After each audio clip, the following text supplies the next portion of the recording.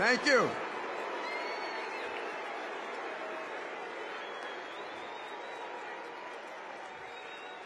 Thank you very, very much. And welcome to the capital of the world.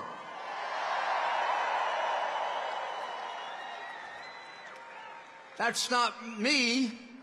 That comes from Pope John Paul when he came to New York and said, "This is the capital of the world." No one could dispute it after that. New York City, this is the city I was the mayor of for 8 years.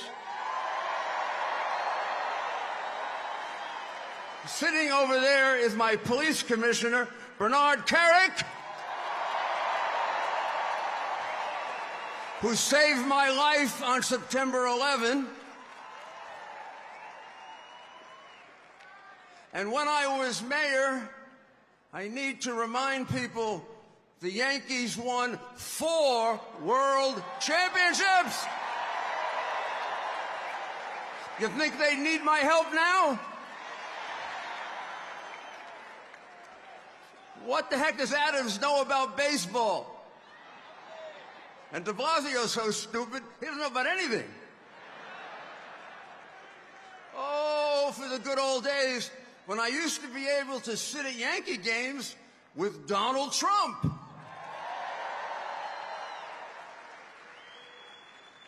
And George Steinbrenner would make us pay for our peanuts. No, he was a great friend of both of ours. And he shared in common with Donald Trump something that I know as the mayor that many people don't know, and they probably don't realize why I get so angry when he's attacked and demonized. This is a very charitable, very good man. Yeah, I know he was a great president, but this is a very good man. He and George Steinbrenner would step up anonymously every time a police officer not just killed but hurt. Every time a firefighter not just killed but hurt. Every time something horrible happened in the city, they would call, they would offer services, money, help, a hotel room. And when I wanted to make it public, they would say no, because they said that you got to save that.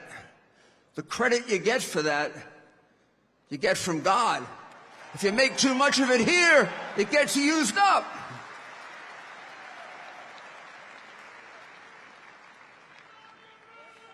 As the mayor,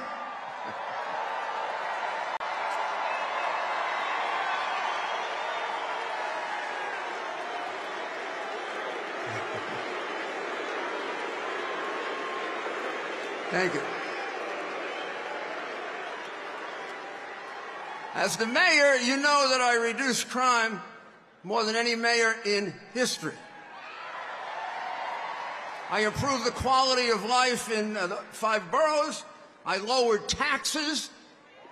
It was the biggest tax reduction in New York history. Not like Donald Trump's tax reduction, not as big. You know why it was the biggest? It was the only one. I mean, I was only the 3rd Republican mayor in 100 years. And we carried out the biggest welfare-to-work program in the world. We had 1.3 million people on welfare, and when I turned over the city to Mike Bloomberg, it was down to 500,000, and almost all of them were working.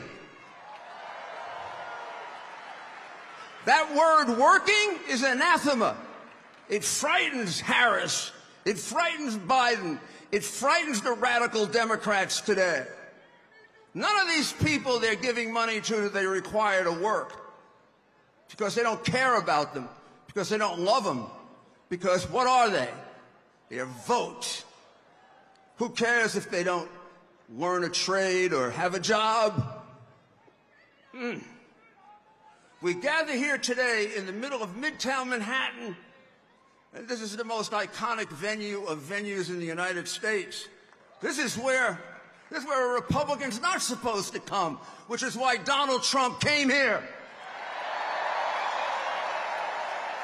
There's no place in America the president shouldn't be able to come.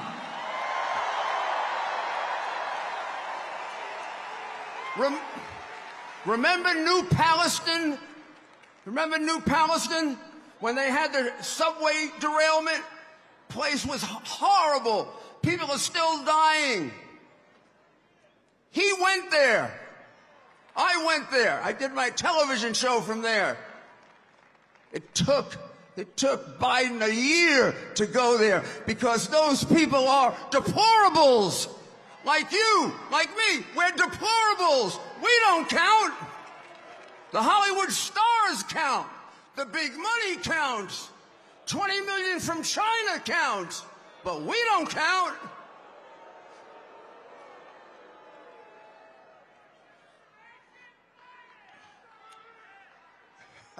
Just 4 miles from here, we had the worst terrorist attack in the history of our country. I'll never forget that through all the pain and misery, we came together. Places of worship, hundreds of funerals, praying to God. What's happened to God? We don't pray to him anymore? We're not allowed to? We don't bring God back, we don't come back.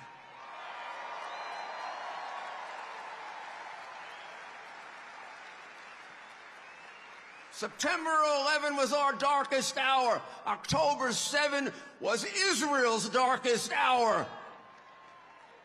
They are our best friend. I worked for Ronald Reagan for 8 years. Ronald Reagan said, we have to be there for Israel always because they are always there for us. Hamas is not there for us. Iran is not there for us. They want to kill us. And the Palestinians are taught to kill us at 2 years old. They won't let a Palestinian in Jordan. They won't let a Palestinian in Egypt. And Harris wants to bring them to you. They may have good people. I'm sorry, I don't take a risk with people that are taught to kill Americans at 2. I'm on the side of Israel. You're on the side of Israel. Donald Trump's on the side of Israel. And they're on the side of the terrorists. Like me, President Trump grew up here. He's a New Yorker.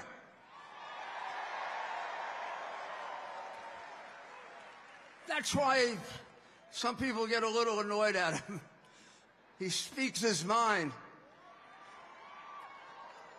But wouldn't you rather have a president that communicates with you than one who sits in a basement babbling? Or another one who, when asked, why do you want to be president, she says,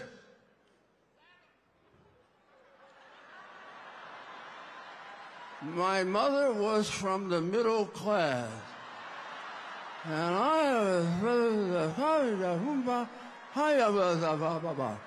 then CBS puts in something done by a Harvard PhD. I want to be president. Even that was stupid, the one they put in, but at least it was in English. In any case, maybe you don't like what Donald Trump says sometimes. Maybe you don't agree with it. But I'll tell you what, you always know what he's thinking. And we need that from a president. He built a great empire here. He built a great real estate empire. He built some of the most iconic buildings in New York. That skyline wouldn't be as beautiful without him. That's enough for a man's lifetime. That's enough. He's built some of the greatest golf courses in the world. He's had and created for himself a privileged life. And here he is fighting 24 hours a day, twice almost murdered. Twice. And why is he doing it? For you, for me, to save our country.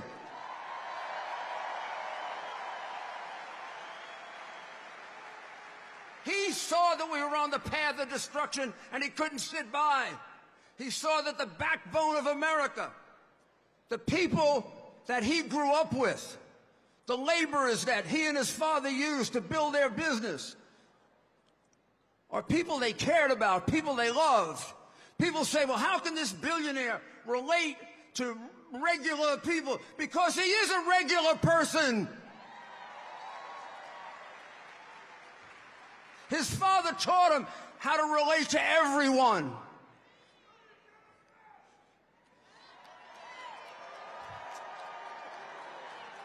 I owe him $10.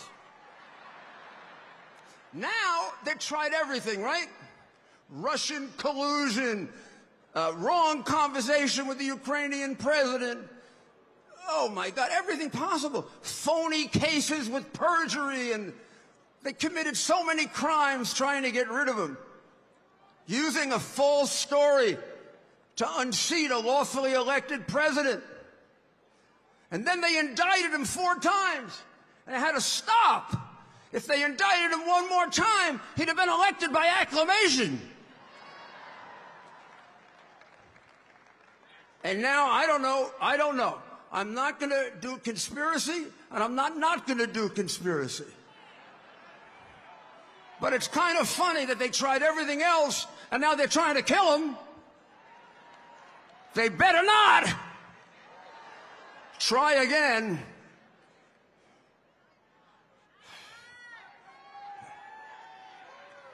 Donald Trump answered the question without a doubt as to who can lead us out of this morass of socialism, fascism, and communism that the Biden regime has put it in. He answered it, in so many speeches and so many rallies, and in the great work that he did as president 4 years ago. I don't have to ask you, are you better off now than you were 4 years ago? There are a few people in a nut house who think they are. Otherwise, we all know things cost more. Donald Trump gave them a world at peace. They're giving us a world at war.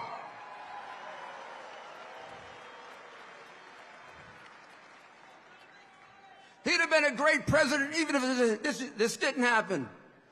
But on July 13th of this year,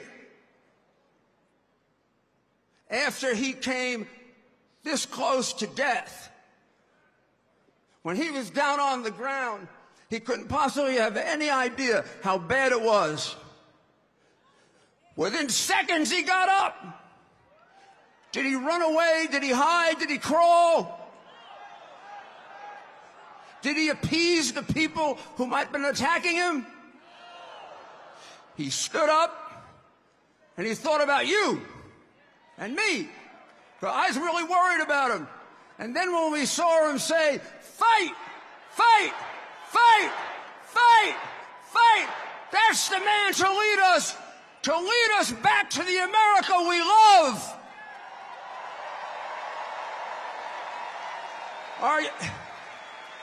You know,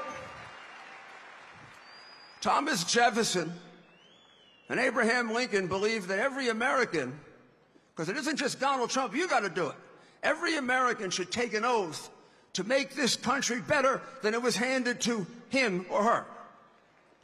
If I died now, I would break that oath, because America is not better today than it was when it was handed to me, or than it was 4 years ago. But in a few weeks, we get a chance to change that. I want every one of you right now, every single one of you, to say yes when I say this.